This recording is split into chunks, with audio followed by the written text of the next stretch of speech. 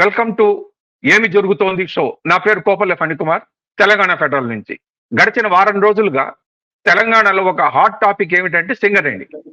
40 లక్షల మెట్రిక్ టన్నుల బొగ్గు మాయమైందని బీఆర్ఎస్ వాళ్ళు అంటున్నారు.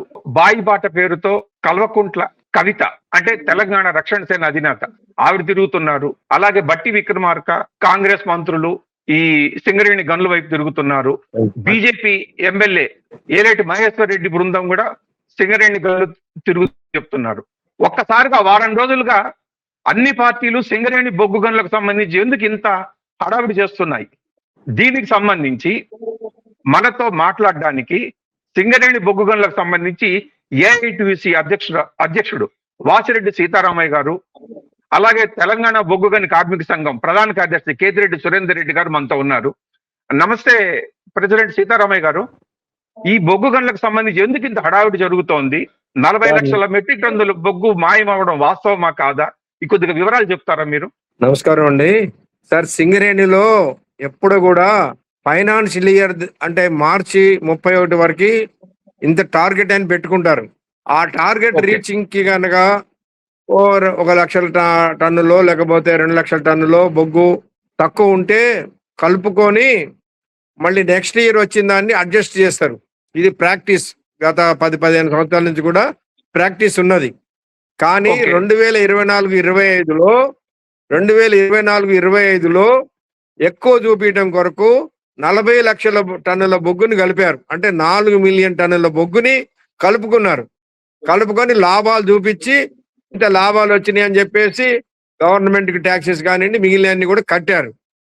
మళ్ళీ మరుసటి సంవత్సరం 25-26కి వచ్చే వరకు ఆ 40 లక్షల టన్నుల బొగ్గుని అంటే 4 మిలియన్ టన్నుల బొగ్గుని అడ్జస్ట్ చేయాలి. కాబట్టి ఈ సంవత్సరం వచ్చినటువంటి బొగ్గులో అడ్జస్ట్మెంట్ చేశారు. అంటే 2024-25కి యాక్చువల్ గా 65 మిలియన్ టన్నుల బొగ్గే వస్తే 69 అని చూపించి దాని మీద ఇంత లాభాలు వచ్చినాయి అని చూపించారు.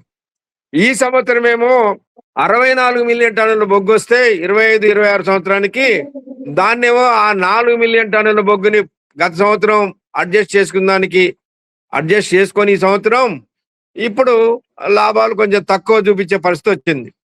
ఇప్పుడు ఏదున్నా కూడా ఇవాళ బయట వాళ్ళు ఎవరైనా ఏమంటారంటే 47 లక్షల టన్నుల బొగ్గు ఈ సంవత్సరం 25-26కి వచ్చింది, ఏది మీ లెక్కల్లో అని అడుగుతున్నారు. వాస్తవమే. ప్రభుత్వం ఏదైతే మన సింగరేణి మేనేజ్మెంట్ ఏదైతే 24-25లో ఆ తప్పు చేశారో 40 లక్షల టన్నుల బొగ్గుని కలిపారో దాన్ని ఇప్పుడు అడ్జస్ట్మెంట్ చేసామని చెప్పలేరు. అటు చెప్పలేక ఇటు చేయలేక దొంగ తేలిగుట్టినట్టు కూర్చున్నారు. వాస్తవంగా ఇది ఎవరో తీసపోయింది కాదు, తిన్నది కాదు, జరిగింది కాదు. ఇది అందరికీ తెలుసు. సింగరేణిలో ఇది ఎప్పుడు జరిగేదే. కాకపోతే ఎప్పుడైనా అడ్జస్ట్మెంట్ అనేది 1 లక్ష టన్నులో ఎంతో జరుగుతుంది తప్ప 40 లక్షల టన్నులు అనేది జరగదు. అది అబ్నార్మల్ గా జరిగింది కాబట్టి ఈసారి అందరూ దాన్ని పట్టుకోవడం అనేది జరుగుతా ఉంది. ఇది వాస్తవం. వాసిరెడ్డి గారు, ఒక చిన్న సందేహం అండి. లేని ప్రొడక్షన్ ని ఉన్నట్టుగా చూపించి కాగితాల మీద చూపించి దానికి సంబంధించిన ట్యాక్సులు కట్టారు అంటే అంతవరకు మరి మేనేజ్మెంట్ కానీ డబ్బులు నష్టమే కదండి. అది వాస్తవమే. ఇది దాదాపు నాకు తెలిసి ఒక 10-15 సంవత్సరాల నుంచి ప్రతి సంవత్సరం కూడా.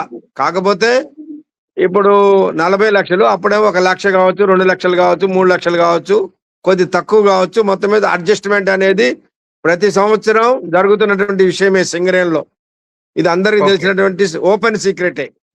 కాకపోతే ఏంటంటే ఎక్కువ మొత్తంలో జరిగింది కాబట్టి మీరు అన్నట్టుగా అంత లాభాలు చూపించి దాని మీద వచ్చిన దాని మీద ట్యాక్స్ కట్టి గవర్నమెంట్కి కానీ ఇంకా ఇతర కానీ కట్టి దానివల్ల కంపెనీ నష్టం జరిగింది కదా అనేది వాస్తవం. అయితే కంపెనీ ఏమంటది, ఈ సంవత్సరం ఆ 40 లక్షల మిలియన్ టన్నులు తక్కువ చూపించాం కదా, వచ్చినా కూడా అంటే అడ్జస్ట్మెంట్ చేసాం కదా, దానివల్ల ఇవాళ కంపెనీకి కూడా మిగిలింది కదా అని చెప్పేటటువంటి వాళ్ళు కూడా ఉన్నారు. ఏదేమైనా ఒక పబ్లిక్ సెక్టార్ కంపెనీలో ఈ విధంగా చేయటం అనేది కరెక్ట్ కాదు అనేది ఏఐటీసీగా మేము తెలియపరుస్తున్నాం. అప్పుడేమో లేని ప్రొడక్షన్ ని చూపించి ట్యాక్సులు కట్టారు. ఇప్పుడు ప్రొడక్షన్ చేసి కూడా తక్కువ చూపించి ట్యాక్సులు కట్టలేదంటే 2 రకాలుగా ప్రభుత్వాన్ని మోసం చేసినట్టే కదా. అంతే వాస్తవం చెప్పాలంటే. కానీ ఇది ఏంటంటే కేవలం అధికారంలో అంటే సింగరేణి హెడ్ ఎవరు ఉంటారో వాళ్ళు మా పీరియడ్ లో ఇంత లాభాలు వచ్చినాయి, మా పీరియడ్ లో మేము ఇంత ఇది చేసినవని గవర్నమెంట్ దగ్గర మెప్పులు పొందడానికి వీళ్ళు చేసేటటువంటి తప్పుడు పనులు ఇవి. ఓకే, సురేందర్ రెడ్డి గారు, ఇప్పుడు వాసిరెడ్డి గారు చెప్పిన వాదనని మీరు అంగీకరిస్తారా? రెండు రకాలుగాను ప్రభుత్వాలు మోసం చేసింది సింగరేణి యాజమాన్యం. 100% సార్. కామ్రేడ్ సీతారామయ్య గారు సింగరేణిలో గత 40 సంవత్సరాలుగా కార్మిక నాయకునిగా ఉంటున్నారు. వారు Okay. క్లియర్ గా చెప్పారు, 1,00,000 టన్నుల వరకు ఎక్సైజ్ చూపెట్టడం అనేది కామన్ గా నడుస్తుంది అన్నారు. కానీ ఈసారి ఏం చేశారు, 40 లక్షల టన్నులు అంటే 4 మిలియన్స్ ఎక్సైజ్ అవును. చూపించారు. 4 మిలియన్స్ మీద లాభాల వాటా ఇచ్చారు, గవర్నమెంట్ కు ట్యాక్సెస్ కట్టారు, అదే. తర్వాత మిగతా అన్ని ట్యాక్సెస్ కట్టారు. ఇది అన్యాయమా కాదా? మొత్తం తప్పు. అంటే కాంగ్రెస్ ప్రభుత్వ హయాంలో లేని ఉత్పత్తి చూపించి కార్మికులకు లాభాల వాటా తీసుకొస్తామని చెప్పి, ఇంకా అన్యాయం ఏంటంటే సార్, సీతారామయ్య గారు కూడా ఒప్పుకున్నారు, లాభాల వాటా గత సంవత్సరం 6,700 కోట్ల వరకు నికర లాభాలు వచ్చినాయని చెప్పారు. దాని అదే. 33% ఇస్తున్నాం అన్నారు. అన్న తర్వాత దాంట్లోకి 4,000 కోట్లు పక్క పెట్టి కేవలం 2,300 కోట్ల మీద ఇస్తున్నాం అంటే, సీతారామయ్య గారు గుర్తింపు సంఘంగా ఉండి కూడా దాన్ని వ్యతిరేకించి బయటకు వచ్చి స్టేట్మెంట్ ఇచ్చారు, ఈ 4,000 కోట్లు ఎక్కడ పెట్టారు అని చెప్పని. ఇప్పుడు అవును. గత సంవత్సరం 4,000 కోట్లు, అంతకితం సంవత్సరం 2,300 కోట్లు. ఈ కోట్లన్నీ ఎక్కడ పెడుతున్నారు డబ్బులు? అసలు కాంగ్రెస్ అదే. పార్టీ సింగరేణి ఈ రోజు ఏటీఎం లాగా పనిచేసుకుంటుంది. ఓకే. ఇది చాలా దారుణం. ఒక 1000 టన్నులు, 10,000 టన్నులు, 1,00,000 టన్నులు, 2,00,000 టన్నులు అంటే వేరు. 40 లక్షల టన్నులు అంటే 4 మిలియన్ల టన్నులను ఎక్సెస్ చూపించడం చాలా దారుణం. కాబట్టి దీన్ని మా అసెంబ్లీ ఉప లీడర్ అంటే deputy floor leader Harish Rao గారు లేవనెత్తి బయటకు తీసుకొచ్చిన తర్వాత జరిగిన దారుణం మీద ఈరోజు బీజేపీ వాళ్ళు కానీ మిగతా వాళ్ళు కానీ అందరు తిరుగుతున్నారు. ఇది అవును. కాంగ్రెస్ పార్టీ ఆధ్వర్యంలో సింగరేణి మొత్తం దివాలా తీయడానికి ఇది ఒకటి నిదర్శనం అని మీకు చెప్తున్నాం. అంటే ఇటువంటి పద్ధతి బీఆర్ఎస్ హయాం నుంచి కూడా జరుగుతోందని కదా వాసిరెడ్డి గారు అప్పుడు జరిగింది కూడా తప్పే కదా. అంటే సార్ ఇంతకుముందు చెప్పింది మీరు చూశారు, 1,00,000 టన్నులు 2,00,000 టన్నులు అంటే వేరు అడ్జస్ట్మెంట్ కొరకు. కానీ 40 లక్షల టన్నులు ఈ సంవత్సరం చెప్తున్నా, యాక్చువల్గా 40 లక్షల టన్నులు కాదు, 90 లక్షల టన్నులను ఎక్సెస్ చూపించారు వాళ్ళు. రాను రాను తగ్గించుకుంటూ వచ్చారు. ఎప్పుడైతే గత నెల 26 తారీఖు నాడు మా తెలంగాణ బొగ్గన్ కార్మిక సంఘం రాష్ట్ర కార్యవర్గం హైదరాబాద్ మీటింగ్లు అయినప్పుడు హరీష్ రావు గారు లేవనెత్తిండ్రో, అప్పటి నుంచి 40 టన్నుల నుంచి ఇప్పటి వరకు దగ్గర 20 లక్షల దాకా ఆ బ్యాలెన్స్ అనేది తగ్గించుకుంటూ తీసుకొస్తున్నారు. ఈ చేయాల్సిన అవసరం ఏముండదు. ఎంత ఇదొక్కటే కాదు సార్, ఈ రోజు సింగరేణి స్కామ్ల మయంగా నడుస్తుంది. నిజంగా Okay. సింగరేణి అనేది ఒక గుర్తింపు సంఘం ఉంది. ఎన్నికల్లో గెలిచిన గుర్తింపు సంఘం చెప్పిన మాటలు మాత్రమే యాజమాన్యం వినాలి, మేనేజ్మెంట్ వాళ్ళు ఉండాలి. కానీ ఈ రోజు deputy CM Mallu Bhatti Vikramarka private limited company లాగా సింగరేణి నడుస్తుంది. ప్రోటోకాల్ ప్రకారం ఏది చేసినా కూడా ఏఐటీసీ యూనియన్ ఎవరైతే మిత్రులు ఉన్నారో, కామ్రేడ్ సీతారామయ్య గారు వాళ్ళ ఆధ్వర్యంలో ఉన్న యూనియన్ ఉందో వాళ్ళ యూనియన్ ద్వారా మాత్రమే జరగాలి. మొన్నటికి మొన్న 335 మందికి డిప్యూటీ సీఎం వచ్చి ఆర్డర్స్ ఇవ్వడం ఏందండి? సింగరేణిలో ఏం జరిగినా కూడా ఆ ఏరియా జనరల్ మేనేజర్ అధికార యూనియన్ ఎవరు ఉంటారో వాళ్ళు ఇవ్వాలి. నేను అధికార సంఘానికి టిఆర్ఎస్ కు అనుబంధమైన తెలంగాణ బొగ్గని కార్మిక సంఘానికి 10 సంవత్సరాలు వైస్ ప్రెసిడెంట్ గా ఉన్నాను. ఇక్కడ జిఎం గారు మేము కలిసి 3,000 మందికి ఇచ్చాం. మా అంటే సీతారామయ్య గారు ఇవ్వాలి, జనరల్ సెక్రటరీ ఇవ్వాలి, ఆ బ్రాంచ్ సెక్రటరీ ఇవ్వాలి. కానీ లేని దాన్ని ఉద్యోగాలు ఇస్తామని విక్రమార్క గారు వచ్చి ఆ 335 మందికి ఇవ్వడం ఏంటి? ఇంకా చాలా దారుణాలు. Jaipur power plant 3rd unit ఒకటి స్టార్ట్ చేసినప్పుడు 1000 కోట్లు ఎక్కువ చేస్తున్నారని చెప్పి కేసీఆర్ గారి హయాంలో తెలంగాణ బొగ్గన్ కార్మిక సమయంలో మేము దాన్ని రిజెక్ట్ చేయడం జరిగింది. కానీ కాంగ్రెస్ గవర్నమెంట్ వచ్చిన తర్వాత 1000 టన్నులు కాక ఇంకా 1000 కోట్లు కాక 600 కోట్ల ఎక్సెస్, 1600 కోట్ల ఎక్సెస్ గా ఆ 3rd యూనిట్ ఆడ ఆమోదం తెలపడం జరిగింది. ఇది మొత్తం స్కామ్ అని చెప్తున్నాం. దీన్ని మిత్ర సంఘమైన ఏఐటీసీ వాళ్ళు ఎప్పుడు కూడా మాకు కూడా మిత్ర సంఘం లెక్కనే అధికార సంఘం కావచ్చు, వాళ్ళు కూడా బయట పెడుతున్నారు తప్పని. ఈ రోజు కాంగ్రెస్ పార్టీ యొక్క ఏటీఎం లాగా సింగరేణి పనిచేస్తుంది. ముఖ్యంగా బట్టి విక్రమార్క గారి ఏటీఎం లాగా పనిచేస్తుంది అని చెప్తున్నాం మేము. ఓకే, వాసిరెడ్డి గారు, ఇప్పుడు బీఆర్ఎస్ నుంచి హరీష్ రావు గారు, టిఆర్ఎస్ నుంచి కల్వకుంట్ల కవిత, బీజేపీ నుంచి ఏలేటి మహేశ్వర్ రెడ్డి గారు, ఇటు ఉప ముఖ్యమంత్రి బట్టి విక్రమార్క ఒక్కసారిగా ఎందుకు సింగరేణిలో హడావుడి పెంచేస్తున్నారు?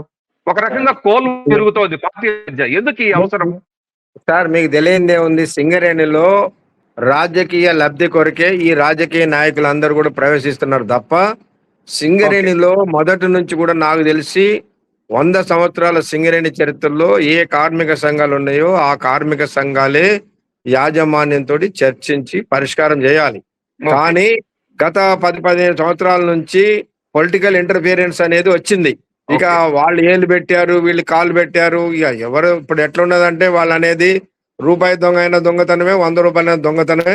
వాళ్ళు రూపాయి దొంగతనం చేస్తే మేము 100 రూపాయలు దొంగతనం చేసే పద్ధతిలో వాళ్ళు మాట్లాడుతున్నారు. కాబట్టి ఇప్పటికైనా సింగరేణికి దయచేసి ఏ రాజకీయ పార్టీ అయినా ఇంటర్ఫియరెన్స్ లేకుండా యాజమాన్యము అక్కడున్న కార్మికులు కార్మిక సంఘాలే పరిష్కారం చేసుకుంటే అది హెల్దీగా ఇండస్ట్రీ నడుస్తుంది. సింగరేణి BAFR కు పోయినప్పుడు 100 కోట్ల రూపాయల నష్టాలు వచ్చినప్పుడు కూడా సింగరేణి కార్మిక సంఘాలు అప్పుడు ఎలక్షన్స్ లేవు, 5 సంఘాలు ఉండేవి. ఆ సంఘాలు యాజమాన్యము కలిసే పరిష్కారం చేసుకున్నారు, మళ్ళీ లాభాల్లో తీసుకొచ్చుకున్నారు. ఇప్పటికైనా అదే ఉండాలి. ఏ రాజకీయ పార్టీ అధికారంలో ఉన్నా దాని ఇంటర్ఫియరెన్స్ ఇండస్ట్రీలో ఉండొద్దని మా విజ్ఞప్తి. ఇప్పుడు రాజకీయ జోక్యం లేకుండా యూనియన్లు లేకపోతే సింగరేణి లాంటి బంగారు బాతుగుట్లు పెట్టే సంస్థలు ఊహించగలమా ఎవరైనా? అసలు ఉండాలండి, ఎందుకు ఉండొద్దు? ఎందుకంటే ఇప్పుడు రాజకీయ నాయకులు ఎట్లుంటారు, ఈ 5 సంవత్సరాలు వాళ్ళు ఉంటారు, ఈ 5 సంవత్సరాలు వాళ్ళ లబ్ధి చూసుకుంటారు. ఎవరున్నా మాకు మంచి పేరు రావాలని లేకపోతే ఏదో కావాలని చూసుకుంటారు. దానివల్ల ఇండస్ట్రీ నష్టపోద్ది, ఈ ఇండస్ట్రీ భవిష్యత్తు ఉండదు అనేది వాళ్ళు ఎందుకు ఆలోచిస్తారు? కార్మిక సంఘాలు ఏంటంటే 30-40 సంవత్సరాలు ఇక్కడ పనిచేయాలి, తర్వాత కూడా వాళ్ళ పిల్లలు కూడా పనిచేస్తారు. కాబట్టి సింగరేణి ఉండాలి, భవిష్యత్తు ఉండాలి, ఇది మంచిగా జరగాలని కార్మిక సంఘాలు కోరుకుంటాయి, ఏ కార్మిక సంఘం అయినా.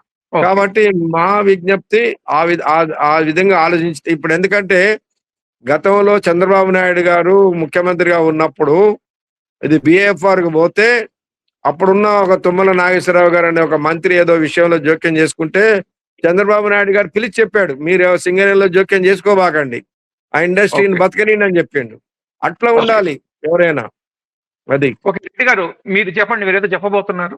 సురేందర్ రెడ్డి గారు సార్ క్లియర్ గా చెప్తాం సార్, రాజకీయ జోక్యం అనేది కొంతవరకే పరిమితమై ఉండాలి.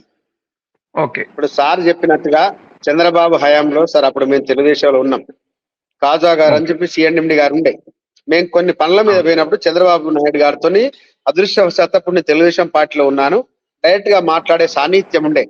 మేము మాట్లాడితే అప్పుడు చెప్పాడు సురేందర్ రెడ్డి గారు, సంస్థ బతకాలి, ఫస్ట్ సంస్థ బతికిన తర్వాత చూద్దాం, స్ట్రిక్ట్ గా ఉండండి అని చెప్పారు. కానీ సార్ చెప్పినట్టుగా అయితే రాజకీయ జోక్యం అనేది TRS హయాంలో వచ్చిందో, ఈ రాజకీయ జోక్యంతోనే 20 సంవత్సరాల క్రితం జాతీయ సంఘాలు పొడగొట్టబడిన వారసత్వ ఉద్యోగాలు వచ్చినాయంటే కేవలం రాజకీయ జోక్యంతో. సింగరేణి కార్మికుడికి అడిగితే కూడా AC సౌకర్యం ఇయ్యంది వచ్చిందంటే రాజకీయ జోక్యంతో వచ్చింది. లాభాల వాటా కిరణ్ కుమార్ రెడ్డి ఉన్నప్పుడు కానీ అంతకితం కాంగ్రెస్ వాళ్ళు ఉన్నప్పుడు అప్పుడు మిత్రులు సీతారామయ్య గారు వీళ్ళందరూ పోయి కనీసం అపాయింట్మెంట్ అడిగితే కూడా కాంగ్రెస్ ముఖ్యమంత్రి ఇచ్చేవారు కాదు. రాజకీయ జోక్యంతోనే TRS హయాంలో లాభాల వాటా 16% నుంచి 32% వచ్చింది. ఫ్రీ AC సౌకర్యం వచ్చింది. ఫ్రీగా తల్లిదండ్రులకు మెడికల్ ఫెసిలిటీ అనేది corporate medical facility coal India లేనిది వచ్చింది రాజకీయ జోక్యంతోనే.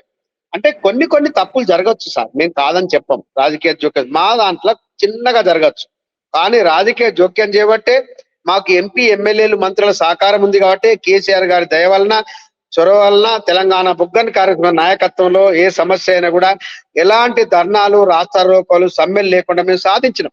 సింగరేణి కార్మికులను KCR గారు అక్కన పెట్టుకున్నారు. సింగరేణి కార్మికుల పోరాట ఫలితంగానే తెలంగాణ వచ్చిందని నమ్ముతారు కాబట్టి అడిగింది అడగంది అన్ని కూడా హక్కులు ఇచ్చారు.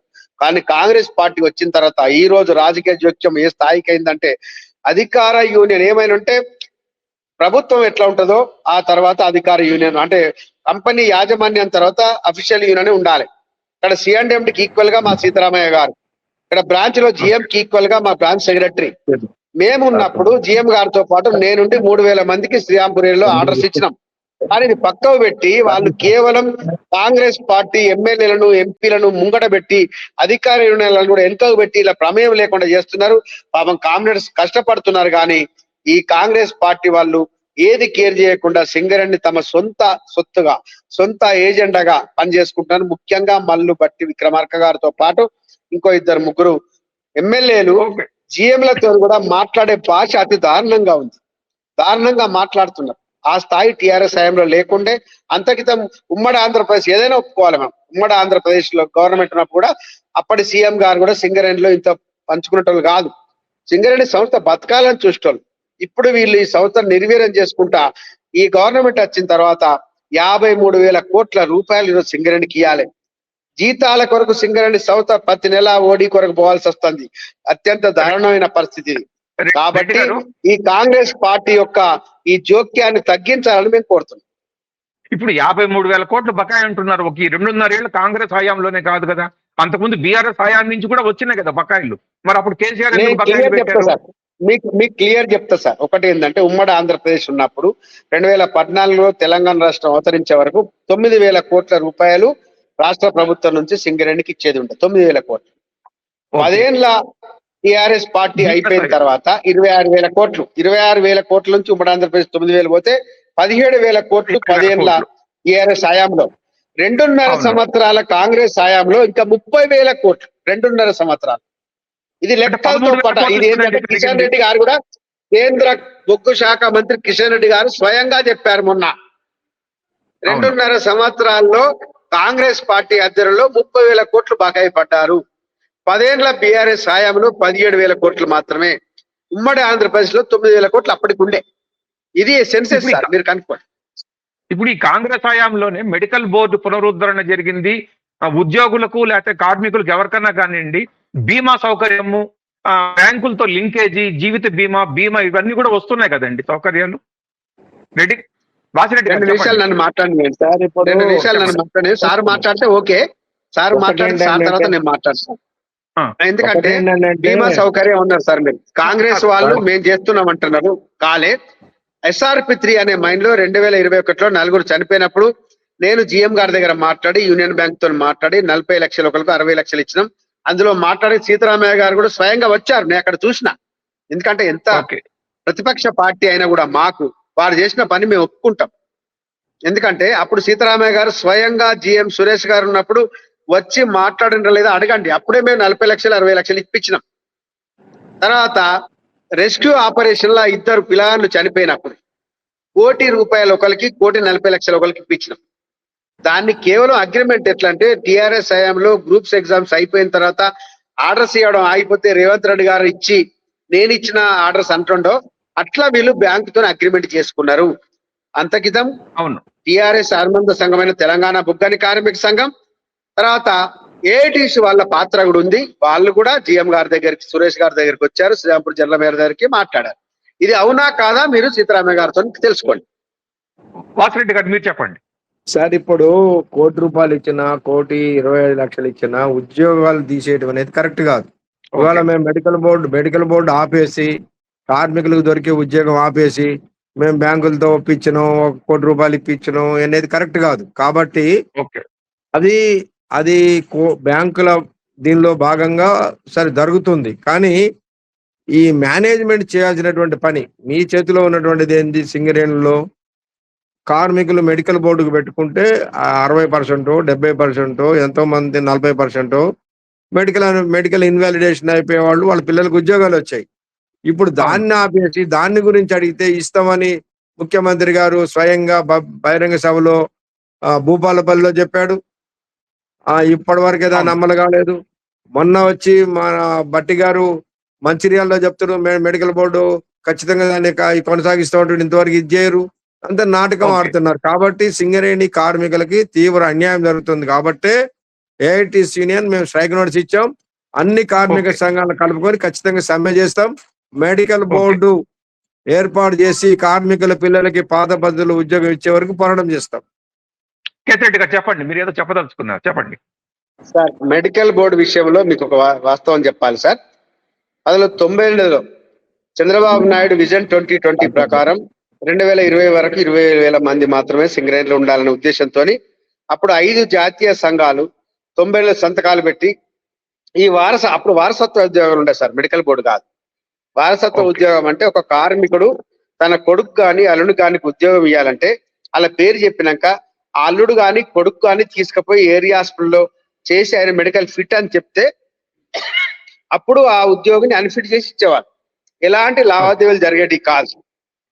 అలాంటి దాన్ని చంద్రబాబు నాయుడు దగ్గర ఈ 5 జాతీయ సంఘాలు ఏఐటిసి అంటే సిపిఐకి అనుబంధ సంఘం, ఐఎన్టీసీ కాంగ్రెస్ అనుబంధ సంఘం, హెచ్ఎంఎస్, సిఐటియు, బిఎంఎస్ అందరు సంతకాలు పెట్టి సింగరేణిలో వారసత్వ ఉద్యోగాలు పోస్ట్ పోన్ చేయడానికి సంతకాలు పెట్టడం జరిగింది.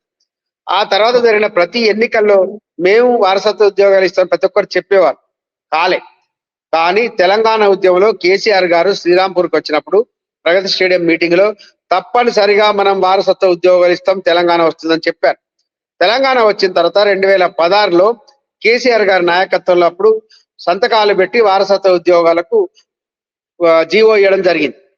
అయిన తర్వాత సింగరేణి కార్మికులకు ఒక్కొక్కరుగా వాళ్ళు పోయి హాస్పిటల్కి పోయి వాళ్ళ కొడుకో అల్లుడికో ఉద్యోగం రావాలని అప్లికేషన్ పెట్టుకోవడం, కొంతమంది అల్లుళ్లకు మేము ఉద్యోగం ఇస్తామని బిడ్డల పెళ్లి చేయడం, ఇవన్నీ జరిగిన తర్వాత అప్పుడు జాతీయ సంఘాలు మొత్తం ఆ ఏరియా నుంచి నిష్క్రమించడం జరిగింది. దురదృష్టవశాత్తు ఏంటి అంటే అప్పుడు ఒక యూనియన్ సంబంధించిన పేరు చెప్పలేను నేను ఇప్పుడు, సంబంధించిన కార్యకర్త పోయి హైకోర్టులో కోర్టు వేసిన తర్వాత రిట్ వేసిన తర్వాత వారసత్వ ఉద్యోగాలు చట్టబద్ధంగా కాదు అని కొట్టేయడం జరిగింది. ఆ తర్వాత సుప్రీంకోర్టుకు యాజమాన్యం, తెలంగాణ బొగ్గాని కార్మిక సంఘం, ప్రభుత్వం మాత్రమే పోయిన సుప్రీంకోర్టు కూడా ఈ వారసత్వ ఉద్యోగాలు చట్టబద్ధం కాదన్నారు. అప్పుడు మొత్తం అయిపోయిన జాతీయ సంఘాలు జబ్బలు జరుచుకున్నారు.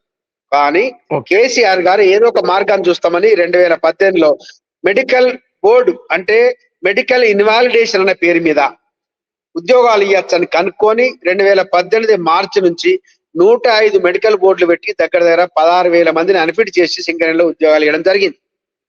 అలాంటి మెడికల్ బోర్డును 2025 మార్చి 21 తర్వాత కాంగ్రెస్ పార్టీ ఆధ్వర్యంలో ఉన్న యాజమాన్యం బంద్ చేస్తే తెలంగాణ బొగ్గాని కార్మిక సంఘం కొత్తగూడెం ఏరియా ఆఫీసును మేము ముట్టడించడం జరిగింది, హైదరాబాద్ ఆఫీసును ముట్టడించడం జరిగిన తర్వాత రిఫరల్ వాళ్ళకి ఎవరైతే మెడికల్ బోర్డు కీన వాళ్ళకు రెగ్యులర్ కాకుండా హయ్యర్ రిఫరల్ ఉన్నారో వాళ్ళకు మెడికల్ బోర్డు పెట్టి ఒకసారి 54 మందిని పిలిచి అందులో 5 మాత్రమే అన్ఫిట్ చేశారు. మళ్ళా మేము ఆందోళన చేసిన తర్వాత ఇంకోసారి 129 మలిచి 25 మందిని చేశారు. ఆ సమయంలో ఈ 2 కిడ్నీలు ఖరాబ్ అయి యూరిన్ పైప్ పట్టుకొని తిరిగే వాళ్ళు, ఒక కాలు లేని వాళ్ళను, 2 కళ్ళు పనిచేయ వాళ్ళని, వీళ్ళందరినీ ఫిట్ చేస్తే కరెక్ట్ కాదని చెప్పి మా డిప్యూటీ ఫ్లోర్ లీడర్ హరీష్ గారి నాయకత్వంలో, మా యొక్క యూనియన్ గౌరవ అధ్యక్షులు కొప్పులీశ్వర్ గారి నాయకత్వంలో, మా యూనియన్ అధ్యక్షుడు రాజిరెడ్డి గారి నాయకత్వంలో మేము హైదరాబాద్ హెడ్ ఆఫీస్ పోవడం జరిగింది. మెడికల్ బోర్డు పెడతామన్నారు, ఇంతవరకు దిక్కు లేదు. మేము చేసిన పోరాట ఫలితంగా బాయిల మీకు రాలేని పరిస్థితిలో మొన్న మెడికల్ బోర్డు పెట్టారు నెల క్రితం. మెడికల్ బోర్డు పెట్టంగానే ఈ ఏఐటిసి వాళ్ళు ప్లస్ ఐఎన్టీసీ వాళ్ళు మా వాళ్ళని జబ్బలు జరుచుకొని స్టేట్మెంట్లు ఇచ్చారు. తీరా 32 మంది అయితే రెఫరల్ పిలిచినారో ఒక్కరిని కూడా అన్ఫిట్ చేయలే, ఆ రిజల్ట్ కూడా ఇస్తలేరు. దాని మీద సమాధానం చెప్పాల్సిందిగా మేము కోరుతున్నాం. ముఖ్యంగా సింగరేణి కార్మికులకు అవసరమైన మెడికల్ బోర్డును తీసేసి వారసత్వ ఉద్యోగాలను రద్దు చేసిన ఈ కాంగ్రెస్ పార్టీ వాళ్ళను పాత రోజులకైతే ఏఐటిసి వాళ్ళను కూడా బాయిల మీకు రానిచ్చేవారు కాదు కార్మికులు. కాబట్టి ఈ రోజు సింగరేణిలో ముఖ్యమైన పాత్ర మెడికల్ బోర్డు పెట్టి కార్మికుల హక్కును కాలు రాయొద్దు, వాళ్ళ వారసులకు ఉద్యోగాలు ఇవ్వాలని మేము కోరుతున్నాం. తర్వాత ఎవరైతే టిఆర్ఎస్ తెలంగాణ రక్షణ సేన అనే కవిత గారి మాటలకు ఇక్కడ వాల్యూ ఉండదు. వారి అనుబంధ సంఘమైన హెచ్ఎంఎస్ కూడా అప్పుడు చంద్రబాబు నాయుడు దగ్గర ఈ వారసత్వ ఉద్యోగులు అతను సంతకం పెట్టిన దాంట్లో వాళ్ళు కూడా ఒక పాత్రదారు. ఇప్పుడు సురేందర్ రెడ్డి గారు, ఈ పార్టీలు కానీ ఇన్ని హడావుడి చేస్తున్నాయంటే ఈ రాబోయే సెప్టెంబర్ లో షెడ్యూల్ ఎన్నికలు జరగాల్సి ఉంది కదా, గుర్తింపు సంఘం ఎన్నికలు, అందుకోసమేనా ఇంత హడావుడి జరుగుతోంది? అంటే కొన్ని పరిస్థితులు వేరు సార్. అనుకోని పరిస్థితుల్లో 2023 డిసెంబర్ 27 జరిగిన ఎన్నికల్లో తెలంగాణ బొగ్గాని కార్మిక సంఘం పోటీ చేయలేదు కాబట్టి అప్పుడు ఐఎన్టీసీ ఏఐటీసీ మధ్య ఉన్న పోటీలో మా కార్యకర్తలంతా ఈ ఏఐటీ సీతారామయ్య గారి నాయకత్వంలో ఏఐటీసీకి మద్దతు ఇచ్చి గెలిపించడం జరిగింది. వారు ప్రయత్నం చేస్తున్నారు కానీ వాళ్ళ వల్ల కావట్లేదు. ఎందుకంటే వాళ్ళ పార్టీ అధికార పార్టీలో ఉంది. కామ్రేడ్స్ అంటే పని చేయాలి, పోరాటం చేయాలి, కార్మికులంతా ఎర్ర జెండా వైపు చూస్తారు నామినల్ గా. కానీ అది ఎర్ర జెండా ఎలిసిపోయింది, వేరే లెక్క అయింది, ఏం చేయలేని పరిస్థితిలో ఉన్నారు. వాళ్ళు 2 సంవత్సరాల పదవి కాలం అయిపోయింది, జనరల్ గా డిసెంబర్ కి అయిపోయింది. కానీ వాళ్ళు లెటర్ లేట్ గా తీసుకున్నారు కాబట్టి సెప్టెంబర్ 6 దాకా అంటున్నారు. కానీ వాళ్ళు సెప్టెంబర్ 6 తర్వాత కూడా ఎలక్షన్ పెట్టే పరిస్థితులు లేరు. ఈ రోజు ఎలక్షన్స్ అంటూ పెడితే సింగరేణి కార్మికులకు కనీస మందులు కూడా ఇయ్యలేని పరిస్థితిలో ఈరోజు సింగరేణి ఉంది. దానికి మేము ఆందోళన చేసిన ఫలితంగా, మేము కొత్తగూడ ఆఫీసు ముట్టడించిన ఫలితంగా, మేము హైదరాబాద్ ఆఫీసు ముట్టడించిన ఫలితంగా 40 కోట్లు మెడిసిన్స్ కొరకు ఇవ్వడం జరిగింది. ఈ రోజు నిర్దాక్షిణంగా డిస్మిసల్ చేస్తున్నారు, కార్మికులను డిస్మిసల్ చేస్తున్నారు ఆబ్సెంట్ అయిందని. మెడికల్ ఫెసిలిటీస్ లేవు. ముఖ్యమైన వారసత్వ ఉద్యోగాలకు సంబంధించిన మెడికల్ బోర్డును రద్దు చేసిండ్రు. కాబట్టి Okay. ఈ సర్కార్ సంఘాలైన ఏఐటిసి ఐఎన్టీసీ కి కార్మికుల ఓట్లు అడిగే హక్కు లేదు. కాబట్టి తెలంగాణ Okay. బుగ్గని కార్మిక సంఘం సింగరేణి కార్మికుల పోరాట ఫలితంగా తెలంగాణ ఉద్యమం ఊపంది కేసీఆర్ గారు ప్రాంగణ వచ్చే అవకాశాలు ఉన్నాయని తెలియజేస్తారు. ఈ రోజు బీజేపీ చెప్పండి. వాళ్ళు తిరుగుతున్నారు సార్. అదే. ఇప్పుడు కోల్ ఇండియా సింగరేణి అనేది 51% రాష్ట్ర ప్రభుత్వం, 49% కేంద్ర ప్రభుత్వం. అంటే సెంట్రల్ లో ఉన్న బీజేపీ వాళ్ళకు కూడా ఉంటది. అవును. ఈ ఎంఎండిఆర్ యాక్ట్ తీసుకొచ్చిన తర్వాత ఏదైతే 4 గన్లు ఉన్నాయో, అంటే Sathupalli OC3, Koyagudem OC3, Savanpalli KK6 గన్లు సింగరేణికి కేటాయించాలని అన్ని యూనియన్లు పోరాటం చేయడం జరిగింది. తర్వాత రాష్ట్ర ప్రభుత్వం నుంచి కేసీఆర్ నాయకత్వంలో అసెంబ్లీ నుంచి ఒక తీర్మానం చేసి పంపడం జరిగింది. కానీ అవును. ఈ ఎంఎండిఆర్ యాక్ట్ ప్రకారం కేంద్రం తలుసుకుంటే కొన్ని నామినేషన్ పద్ధతి మీద ఇవ్వచ్చు. వాళ్ళకి సంబంధించిన గుజరాత్ గాని వేరే స్టేట్స్ వాళ్లకు నామినేషన్ పద్ధతిలో వాళ్ళు మైన్స్ కేటాయించినప్పుడు తెలంగాణకు అవును. సంబంధించిన ఈ బాయిలను సింగరేణికి ఎందుకు కేటాయించదు? ఒకవేళ బీజేపీ వాళ్లకు చిత్తశుద్ధి ఉంటే ఆ మైన్స్ మనకు కేటాయించుతుంది రమ్మని చెప్పండి. అవును. అసలు అవును. బీజేపీ సంబంధించిన బిఎంఎస్ వాళ్ళ సింగరేణికి జరిగిన ₹1 లాభం చూపించండి. BJP Okay. వాళ్లకు సింగరేణిలో ఓట్లు అడిగే హక్కు లేదు. ఓకే. అది సార్ మా ఏవైతే ఉన్నాయో కేసీఆర్ హయాంలో సత్తుపల్లి OC3 కోయగూడెం ఇస్తే దానికి ప్రభుత్వం నుంచి అనుమతులు ఇయ్యలే. మేము Okay. ఇవ్వకుండా వాళ్ళు ఇంతవరకు పనిచేస్తలేరు. అట్లాంటి సమయంలో ఆ బావులు సింగరేణికి ఇస్తే వచ్చే లాభాల 49% కేంద్రానికి ఉంటుంది కదా. ఇక్కడ ఉపాధి అవును. కల్పిస్తుంది కదా. సింగరేణి అవును. బతికియచ్చు కదా. ఇంకా అవును. ఉపాధి అవకాశాలు పెంచొచ్చు కదా. దీనికి కారణం బిఎంఎస్ టిఆర్ఏ అంటే బీజేపీ ప్రభుత్వం కాదా? కానీ కేసీఆర్ గారి హయాంలోనే ప్రైవేటు ఆక్షన్ కు పోవాలంటే సింగరేణిని అనుమతించలేదు కదండి. దానివల్ల కూడా సంస్థ కొన్ని గన్లు కోల్పోయింది కదా. సార్ దానికి కారణం చెప్తాం మీకు. ఎందుకంటే కేసీఆర్ హయాంలో మనం ఏదైతే యాక్షన్ పోతే మనకన్నా ఇంకెవడన్నా లెస్% ఇస్తే అప్పుడు అన్యాయం అవుతాయి. కాబట్టి ఎలాగైతే కేంద్రంలో బీజేపీ ప్రభుత్వం వాళ్ళ ప్రభుత్వాలు ఉన్న కాడ నామినేషన్ పద్ధతులు ఇస్తారో మనకు కూడా ఇవ్వాలని చెప్పి వారు చెప్పడం, దానికి అనుగుణంగా 2021 డిసెంబర్లో మేము ఒక సమ్మె చేయడం, మేము గుర్తింపు సంఘంగా రాష్ట్రంలో మా అధికారం ఉండగా కూడా మేము సమ్మె చేసిన దానికి ఈ సీతారామయ్య గారి నాయకత్వంలోని ఏఐటిసి ఐఎన్టీసీ సిఐటియు అన్ని యూనియన్లు కూడా హెచ్ఎంఎస్ కూడా మాకు Okay. మద్దతుగా ఆ రోజు రావడం జరిగింది. మేము నామినేషన్ Okay. పద్ధతిలో మాకు కూడా ఇవ్వండి అని అడిగినాం. కానీ అవును. కాదని ఆ రోజు సింగిల్ టెండర్ వచ్చిన దానికి కోయగూడెంలో ఇచ్చి సత్తుపల్లి ఇస్తే సత్తుపల్లిలో వచ్చిన వాళ్లకు మొదలు వీళ్ళు బ్లేమ్ చేశారు కేసీఆర్ గారు చుట్టాలన్నారు. కానీ ఆ కాంట్రాక్టర్ రెడ్డి కమ్యూనిటీకి సంబంధించిన వాడు. తర్వాత కేసీఆర్ గారు పార్టీ అన్నారు. కానీ కేసీఆర్ గారి హయాంలో వాళ్ళకి ఎలాంటి అనుమతులు ఇయ్యలే. మేము కోయగూడెం Okay. OC3 వచ్చినా కూడా ప్రైవేట్ వాడికి మేము అనుమతులు ఇయ్యలే. అక్కడ మన ఏరియాలో బొగ్గు వేయాలని చెప్పి అంటే మేము ఒప్పుకోకుంటే కాంగ్రెస్ పార్టీ వచ్చిన తర్వాత సీఎంఓ ఆఫీస్ కు అప్పుడున్న డైరెక్టర్ జీవీ రెడ్డి గారిని పిలిపించి అనుమతి ఇవ్వమంటే నేను సింగరేణిలో ఇన్ని సంవత్సరాలు బతికినా అది ఇస్తే సింగరేణికి కొన్ని 10,000 కోట్ల లాస్ వస్తుంది అన్నాడు. అంటే నీ Okay. డైరెక్టర్ ఎక్స్టెన్షన్ చేయమంటే రాజీనామా చేసిపోయింది. నిజాయితీ పరుడైన జీవీ రెడ్డి గారు ఆ రోజు డైరెక్టర్ పదవికి రాజీనామా చేసిపోయింది. తర్వాత శ్రీనివాస్ గారిని ఎవరైతే డైరెక్టర్ గారు ఉన్నారో వారిని అనుమతి ఇవ్వమంటే ఎక్స్ప్లోజివ్స్ విషయంలో ఎంత అన్యాయం జరిగిందంటే పక్కకుండా WCL ఉంది మహారాష్ట్రలో, అంతటికన్నా మనకు 30-40% ఎక్స్ప్లోజివ్స్ కొరకు ఏదైతే స్కామ్ జరుగుతుందో నేను ఒప్పుకోనని వారు అన్నందుకు వారిని డైరెక్టర్ నుంచి GM గా రివర్ట్ చేయడం జరిగింది. ఇన్ని స్కామ్లు Okay. కాంగ్రెస్ ప్రభుత్వంలో అయితే ఏఐటిసి వాళ్ళు కూడా చూసి చూడనట్టుంటున్నారు. మీరు అధికార సంఘం మీరు పోరాడండి. మీ యొక్క కమ్యూనిజం ఏది ఉందో కార్మికుల పక్షాన ఉండాలి. మీరు పోరాడండి, మేము మద్దతు ఇస్తాం. మొన్న కూడా Okay. అన్నిటి తరఫున ఈ యొక్క మెడికల్ బోర్డు బంద్ చేస్తామంటే మేము మొత్తం అందరం కలిసి సమ్మె చేస్తామని ఏఐటిసి ఆఫీస్ లో సమావేశం జరగడం జరిగింది. ఆడికి Okay. మా రాజిరెడ్డి గారు, మా యూనియన్ అధ్యక్షులు, సిఐటియు అధ్యక్షులు రాజ్ కుమార్ వారు రావారు. తర్వాత జనరల్ సెక్రటరీ రాజిరెడ్డి గారు వచ్చారు, హెచ్ఎంఎస్ వాళ్ళు వచ్చారు, ఐఎన్టీసీ వాళ్ళు వచ్చారు.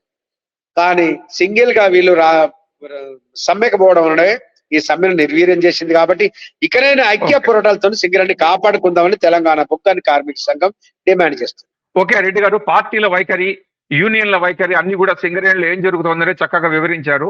మరో సమస్యతో మళ్ళీ మనం తొందరలోనే కలుద్దాము. అప్పటి వరకు ధన్యవాదాలు. Thank you. నమస్కారం సార్.